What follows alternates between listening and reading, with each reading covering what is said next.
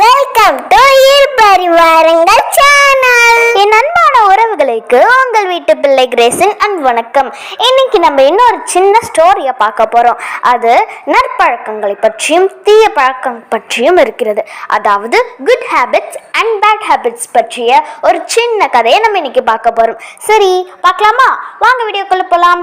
வீடியோக்குள்ள போறதுக்கு முன்னாடி எங்க சேனலை புதுசா பார்க்குறீங்கன்னா அப்போ மறக்காம சப்ஸ்கிரைப் பண்ணிடுங்க. அப்படியே பக்கத்துல இருக்க பெல் ஐகானையும் பிரஸ் பண்ணிடுங்க. அப்புறம் லைக் அண்ட் ஷேர் பண்ணிடுங்க. சரி, வாங்க வீடியோக்குள்ள போகலாம். ஒரு பணக்கார தொழிலதிபரின் மகன் அதிக தீய பழக்கங்களை கொண்டவனாக விளங்கினான். அவனை திருத்த எவ்வளவோ முயன்றும் அந்த தொழிலதிபரால் வெற்றி பெற முடியவில்லை. ஆகையால் அவர் ஒரு வயது முதிர்ந்த ஞானியிடம் தனது பையனை திருத்த உதவி கேட்டார். அந்த ஞானியும் ஒப்புக்கொண்டு அத்தொழிலதிபரின் பையனை சந்தித்து ஒரு நடைப்பயணம் மேற்கொள்ள அழைத்து சென்றார். அச்சமயம் அவர்கள் இருவரும் வனப்பகுதியில் நடைப்பயணம் மேற்கொண்டிருக்கையில் அந்த வயதான ஞானி சிறுவனிடம் ஒரு சிறு செடியை காட்டி, அதை உன்னால் பிடுங்க முடியுமா என கேட்டார். சிறுவனும் உடனே அதை பிடுங்கி காட்டினான். பின்னர் ஞானி சற்று பெரிய தாவரத்தை காட்டி, இதை பிடுங்க இயலுமா என வினவினார். சிறுவனும் எளிதாக பிடுங்கி காட்டினான்.